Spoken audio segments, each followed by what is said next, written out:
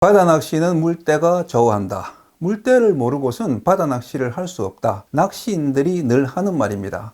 하지만 우리는 물때를 얼마나 알고 있을까요? 실험 삼아 질문 하나 해보겠습니다. 2020년 추석의 물때는 과연 몇 물일까요? 고개를 갸웃거리시면 당신은 물때를 모르는 겁니다. 왜? 추석은 항상 살이니까요. 우리 옛 선조들이 음력을 이용해서 만든 물때. 그러나 양력에 익숙해진 우리에겐 어렵게만 느껴지는 물때 이야기 지금 시작합니다.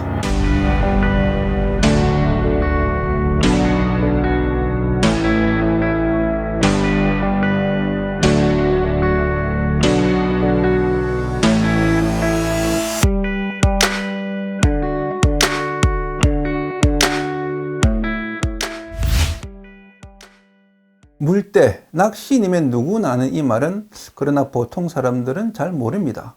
물때? 물에 얼룩진 때를 말하나? 국어사전에 물때는 하루에 2번 물이 들고 나는 때라고 되어 있습니다. 설명이 미흡하죠? 제가 국어사전 편찬자라면 물때를 이렇게 정의하겠습니다. 달과 해의 인력에 의해 보름 주기로 되풀이되는 조석의 규칙적 변화. 네, 어려운가요? 물때는 어렵지 않습니다. 다만 좀 헷갈릴 뿐이죠. 물때가 헷갈리는 이유는 이 물때와 조석을 혼동하고 있기 때문입니다. 조석은 만조, 간조, 밀물, 쓸물을 말하는 것이고 물때는 사리, 조금, 한물, 두물을 말하는 겁니다. 즉 물때와 조석은 다른 의미입니다. 그래서 물때표와 조석표도 완전 다른 겁니다.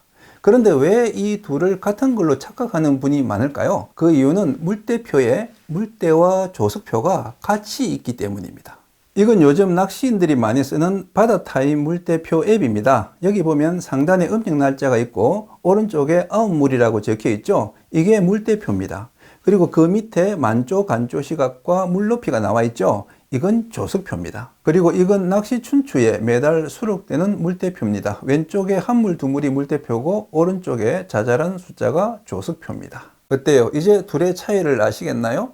조석표는 한국해양조사원에서 매년 발표하는 과학적 조수예보 통계고 물때표는 조선시대부터 어민들이 만들어서 사용해온 조수순환의 간이 주기표입니다. 제가 물때와 낚시의 관계를 설명하기 전에 이렇게 물때표와 조석표의 차이부터 말씀드린 이유는 낚시인들이 이 차이를 몰라서 더 헷갈리고 어려워하기 때문입니다.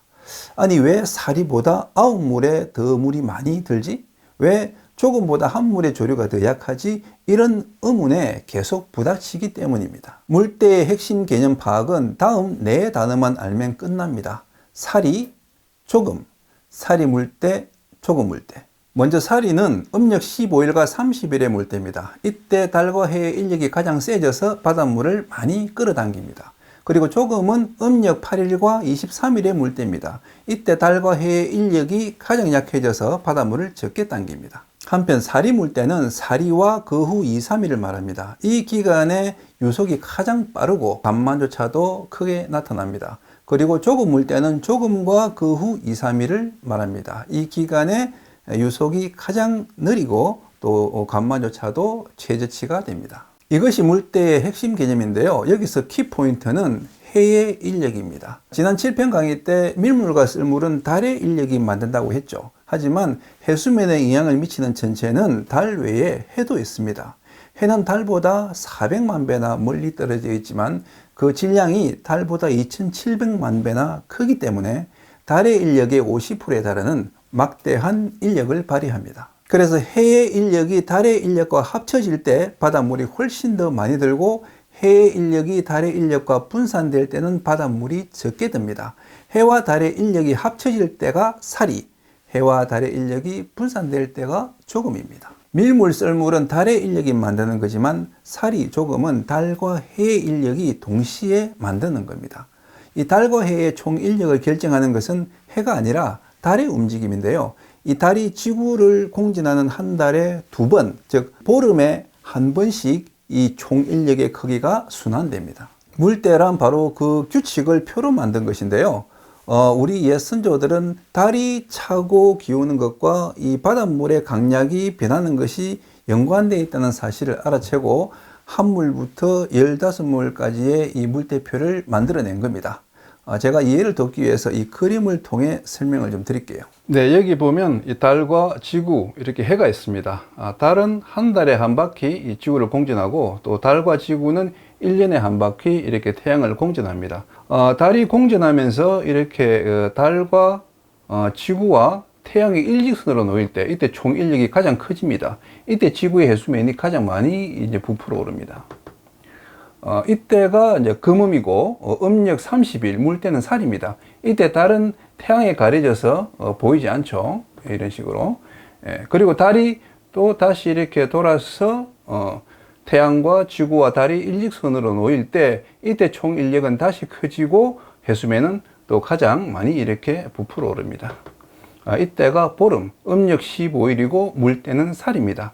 이때 달은 햇빛을 반사해서 이렇게 이제 보름달이 되죠. 그런데 태양과 달이 이렇게 함께 해수면을 당길 때 총 인력이 커지는 건 이해하겠는데 왜 태양과 달이 서로 반대 방향에서 이렇게 당길 때도 총 인력이 커질까요? 그 이유는 7편 강의 때 설명드린 적 있죠.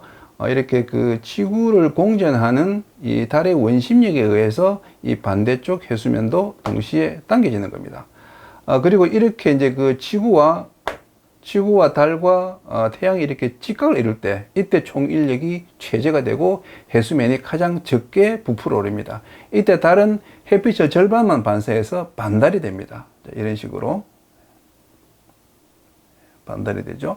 이때가 상현 음력 8일이고 물때는 조금입니다. 그리고 다시 이렇게 돌아서 요 위에 이제 갔을 때 이때가 하연 음력 23일이고 이때 역시 조금입니다. 달의 형태는 역시 이제 반달이 되죠. 이런 식으로.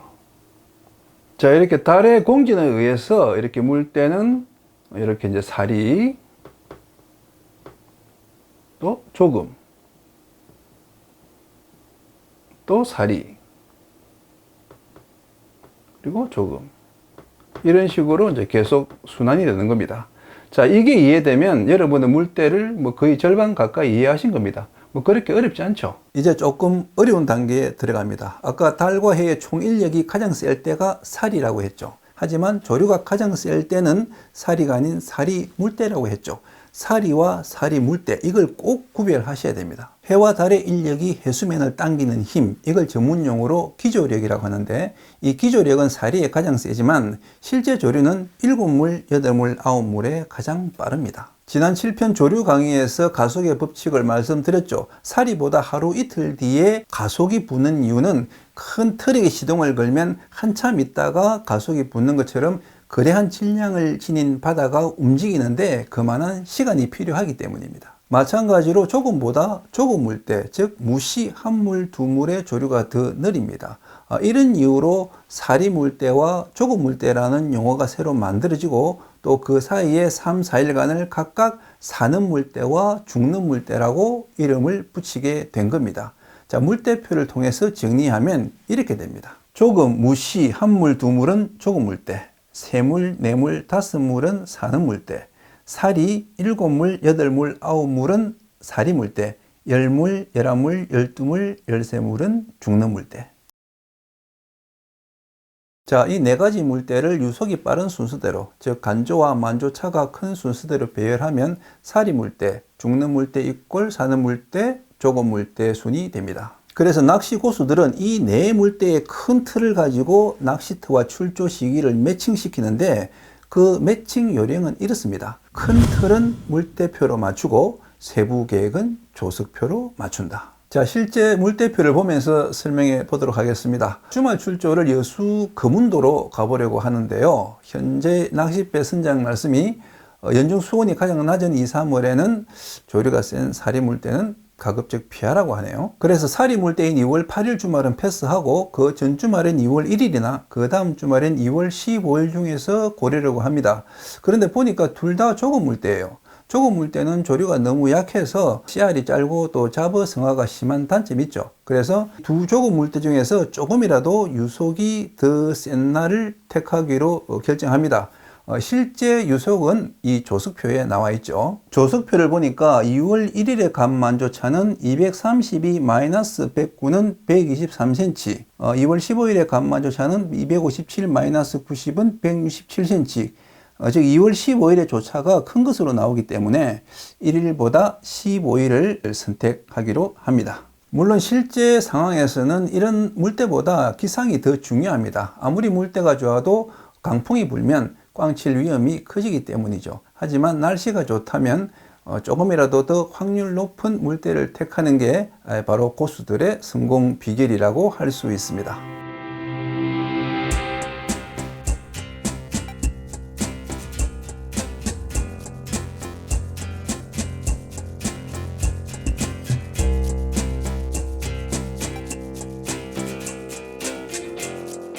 자, 그렇다면 다시 원초적 고민으로 돌아와서 과연 몇 물때를 선택할 것인가? 도무지 가닥이 안 잡히는 초보자분들을 위해서 바다낚시 물때 선택 기준 3가지를 제시합니다. 첫째, 대박을 노린다면 사리 물때에 배팅하라.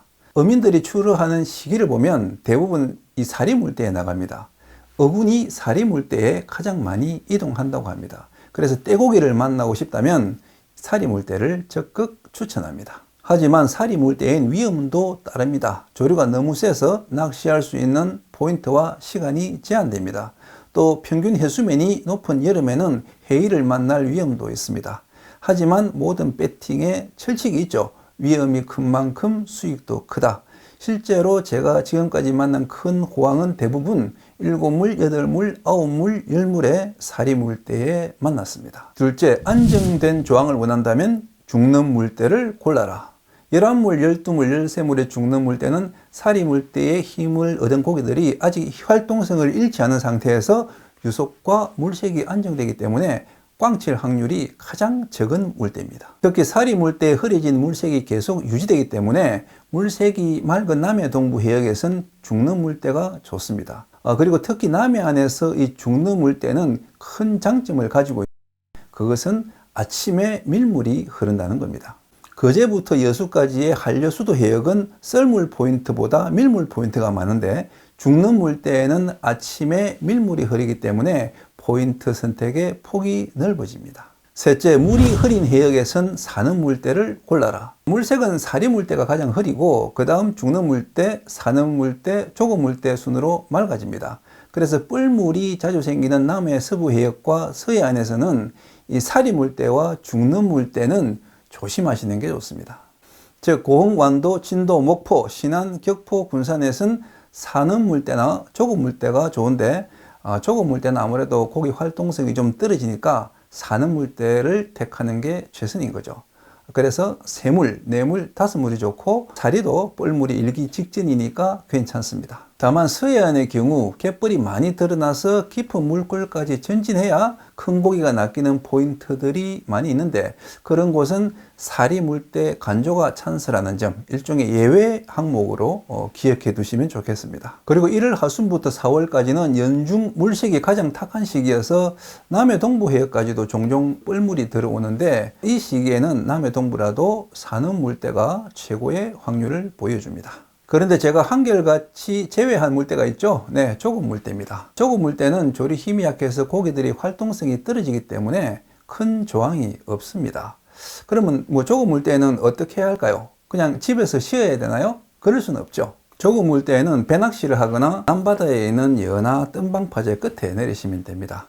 우럭, 열기, 주꾸미를 낚는 배낚시는 조금 물때에 잘 됩니다. 그리고 평소에 유속이 빨라서 낚시가 힘들었던 곳들은 모두 조금 물때에는 명당이 됩니다. 이제 마지막으로 실제 섬 지형을 보면서 물때별 포인트 선택 방법을 알아보겠습니다. 네, 여기는 추자도 풀랭이 섬의 북쪽 해안입니다. 연목, 솔반 및 높담으로 이어지는 감성돔의 황금 라인이죠. 밀물은 이렇게 갑니다. 이렇게 이런 식으로 이제 본류가 흐르고 이쪽에서도 이렇게 이제 전반적으로 이렇게 흐르는 게 밀물 흐름이고 썰물은 반대로 이렇게 갑니다. 이렇게 이런 식으로 흐르는 게 이제 썰물 흐름입니다. 크게 볼 때 이 연목과 높담 지역은 꽃뿌리 지역에서 조류가 빠릅니다. 그래서 조금 물때가 유리하고 요 가운데 홈통지어 있는 솔밭 밑과 큰 연목 안통은 조류가 느린 편이어서 사리 물때가 유리합니다. 자, 그럼 세부 포인트를 살펴보면서 포인트별로 적합한 물때를 한번 보도록 하겠습니다. 자, 먼저 끝연목. 네, 여기죠. 풀행이 최고의 본류 낚시 명당입니다. 썰물 본류가 이렇게 이제 흘러갈 때 이 본류에 태워서 낚시를 하는 곳인데, 여기는 조금 약한 본류고 여기서 이제 지류가 이렇게 형성됩니다. 그리고 여기 이제 조경지대에서 낚시를 낚이기도 하지만은 그보다는 이렇게 이제 먼 거리에서 본류대에서 큰 고기를 낚을 수 있는 그런 곳이죠. 썰물 포인트이기 때문에 아침에 썰물이 흐르는 산물대나 조금 물대가 유리합니다. 네, 그 다음은 중간연목, 여기는 덜물 포인트입니다. 병해돔은 여기서 이쪽 볼창을 노리고 감성돔은 여기서 이쪽 본류에 태우면 됩니다. 병해돔은 여기서 이제 덜물에 이렇게 올라가는 여기서 보통 이제 입질이 들어오고, 감성돔 같은 경우는 이 본류에 태워서 멀리 흘리면 됩니다. 그럼 여기 수중여가 보이죠? 이 수중여 주변에서 감성돔 입질을 받을 수 있습니다. 밀물 포인트이기 때문에 아침에 밀물이 흐르는 사리 물대나 중능 물대가 유리한데, 조류가 워낙 빠른 곳이기 때문에 중능 물대를 택하는 게 더 유리한 곳입니다. 자, 그 다음은 연목을 대표하는 명당 큰 연목입니다. 여기는 덜물 포인트입니다. 여기서 이렇게 낚시를 하는데, 배를 대는 자리는 여기입니다. 근데 이제 이 썰물 포인트인데, 여기는 모래밭이라서 썰물에는 별 재미가 없어요. 덜물에 이렇게 강하게 흐르는 이 덜물 본류에 태워서 5, 60m, 7, 80m 이렇게 멀리 흘려서 고기를 잡아내는 그런 곳입니다. 여기 중간 연목과 비교하면 조리가 조금 약하기 때문에 사리 물대가 더 유리한 곳이라고 할 수 있습니다. 네, 그 다음에 소개드릴 포인트는 여기 큰 연목 안통. 여기 추자도 단골꾼들만 알고 있는 사리 물대 최고의 감성돔 명당입니다. 이 사진은 지금 간조 때 찍은 거라서 이렇게 땅으로 드러나 있지만, 중들물 이상 물이 차면 이 물골로 조류가 올라옵니다. 이렇게 들물 조류가 차고 올라가면서 여기에서 이제 조경이 형성되면서 마리수 감성돔의 대형 병해돔까지 낚이는 그런 곳입니다. 아무래도 홈통 지역이기 때문에 사리 물대가 좋다고 할 수 있습니다. 자, 그 다음 소개할 곳은 여기 초등철과 영등철 포인트로 유명한 솔밭 밑입니다. 여기는 썰물 포인트입니다. 썰물. 여기 덜물 조류는 너무 이렇게 멀리 흐르기 때문에 여기에서는 미미한 흐름만 발생하죠. 썰물 조류도 조금 물때에는 이렇게 좀 밋밋하게 흘러서 별 재미가 없습니다. 사리 물때의 썰물이 가면 여기서 강하게 이렇게 튕기면서 여기 이제 지류가 발생하고 조경 지역에서 연타로 감성돔을 낚을 수 있는 그런 곳입니다. 자, 마지막으로 소개드릴 곳은 높담입니다. 여기 높담은 이렇게 썰물 조류를 정면으로 받는 곳입니다. 그래서 이제 사리 물때는 좀 피하시는 게 좋고요. 하지만 이 조금 물때는 이 썰물 조류가 이렇게 힘없이 이렇게 이제 붙어버리기 때문에 낚시를 오히려 하기가 힘듭니다. 사는 물때가 되면은 이 썰물이 조금 더 힘이 붙으면서 이렇게 와서 이런 식으로 약간 뻗습니다. 그때 여기에서 이제 지류가 발생하고 이 조경 지역에서 감성돔과 병해돔, 기타 다른 어종들을 낚을 수 있는 곳이죠. 그리고 여기 이 자리에서도 이제 낚시를 하는데, 여기는 수심이 너무 깊고 수중여가 없기 때문에 참돔 외에는 그렇게 큰 조항을 기대하기는 힘든 곳입니다. 어떻습니까? 이제 물대에 대한 감이 좀 잡히시나요?